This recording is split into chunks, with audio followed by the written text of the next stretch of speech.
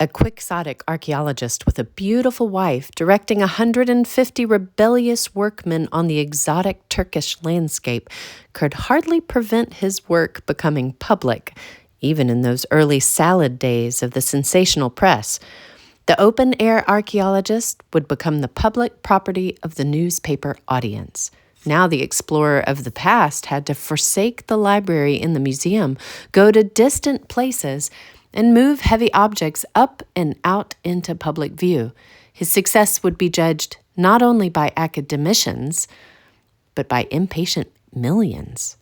Schliemann could not be budged from his faith that Homer's Troy was at the obscure modern village of Hissarlik in northwestern Turkey, on the Asian side, just 4 miles from the mouth of the Dardanelles. When he compared the site with Bunarbashi, several miles south of there, where other scholars had placed it, his conviction became stronger than ever.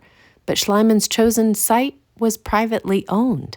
The bureaucratic, autocratic, and corrupt Turkish officials first tried to block him, then blackmailed him before granting the required digging permit.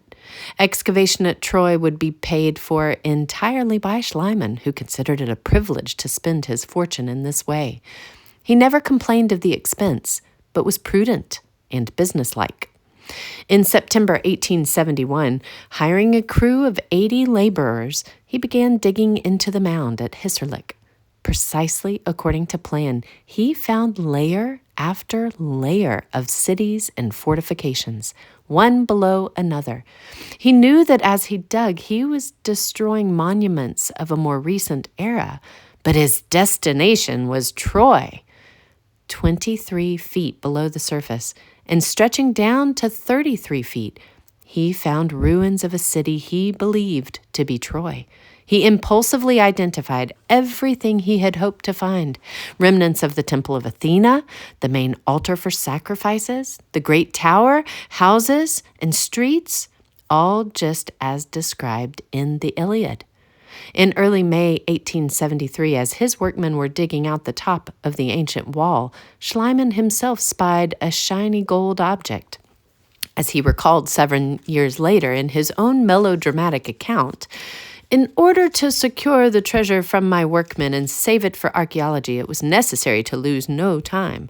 So although it was not yet the hour for breakfast, I immediately had baidos, rest time, called, and while the men were eating and resting, I cut out the treasure with a large knife. This required great exertion and involved great risk, since the wall of fortification beneath which I had to dig threatened every moment to fall down upon me. But the sight of so many objects, every one of which is of inestimable value to archaeology, made me reckless, and I never thought of any danger. It would, however, have been impossible for me to have removed the treasure without the help of my dear wife, who stood at my side, ready to pack the things I cut out in her shawl and to carry them away." Keeping his secret for the moment, he successfully smuggled the gold treasure, eventually 9,000 objects, out of Turkey. His cautions proved justified, for the workmen who later found a gold object in the excavations quickly had it melted down by a local goldsmith. The gold, and not Homer's Troy, was what interested Turkish officials. They blocked his further excavations and sued for return of the treasure. While Schliemann's story of his digging was substantially correct, recent historians raise an eyebrow at this example of how his feeling for drama sometimes overshadowed the fact. His dear wife, who, according to him, was catching the treasure in her shawl, appears at that moment to have been not in Hissarlik, but in Athens. Still, such trivial embellishments increased public interest in the new romance of archaeology. Schliemann returned to Greece, where, by intervention of the British Prime Minister Gladstone and the British ambassador, he had secured permission to dig, and he plunged into another sensational adventure. This time, Schliemann was pursuing his hunches about the treasure still to be found at the fabled site of ancient Mycenae.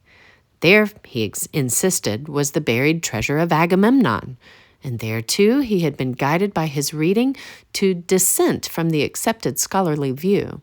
scholars generally had agreed that the tombs of Agamemnon and Clytemnestra must be outside the walls of the citadel, but Schliemann, a confidant of the ancients, put his faith in Pausanias, the famous 2nd century traveler who described, quote, the heroes' graves in the midst of the meeting place, end of quote. To Schliemann, this meant inside the city walls. At Mycenae, when he found stelae arranged in a circle suggesting the ancient agora, he began digging. In December 1876, he found the first of 5 shaft graves. For 45 days, Schliemann and Sophia, their hands numbed by cold and using only fingers, a penknife, and a small shovel, dug within the grave circle. Their reward, the richest treasure ever yet excavated from the past, was a find of bodies, quote, literally covered with gold and jewels, end of quote. The faces, distinguishable when unearthed, quickly disintegrated in the air, but each gold mask still had its own character. By intuition, learning, expertise, and good luck, the Schliemans had found this fabulous prize, the Mask of Agamemnon. Gold diadems, gold and silver statuettes, gold sword handles, precious necklaces and bracelets, stone and gold and alabaster vases, goblets of gold and silver, and scores more of dazzling jewels.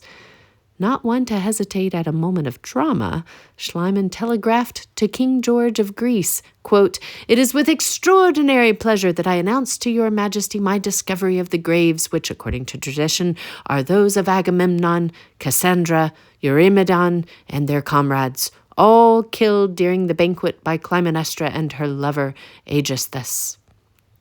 He declared that no comparable treasure had ever been unearthed. All the museums of the world taken together, he boasted, do not have 1/5 as much. Despite his enthusiasm, faith, and scholarship, Heinrich Schliemann's discoveries were not quite what he thought. He was not off the mark as far as the earlier explorer who aimed for Japan, who thought he had reached Cathay but had merely discovered America. We now know that the city that Schliemann chose as Homer's Troy from superimposed strata of, quote, the 5 prehistoric cities was the wrong one. The spectacular find that he called the treasures of Priam, dug from the 2nd and 3rd layers above bedrock, actually came from 1,000 years before Priam. With funds supplied in Schliemann's will, his heir, Wilhelm Dorpfeld, 1853 to 1940, proved Homer's Troy to be the 6th level up from the bottom, which Schliemann had cut through in his haste. His conclusions at Mycenae, too, were off the mark. He had not, as he proclaimed, found the tomb of Agamemnon. The tomb he found was many centuries older. When classical scholars ridiculed his identification of King Priam with his Troy, Schliemann still insisted on Priam because he is so called by the tradition of which Homer is the echo. But as soon as it is proved that Homer and the tradition were wrong and that Troy's last king was called Smith, I shall at once call him so. His instinct for the flamboyant, his melodramatic appeal to ancient heroes, awakened the historical curiosity of millions. Even in error, Heinrich and Sophia grandly advanced public knowledge. People everywhere were fascinated by the Schliemann's courage and determination. The vast watching public came to believe that the earth held relics and messages from real people in the distant past. And this concludes part 2 of chapter 73.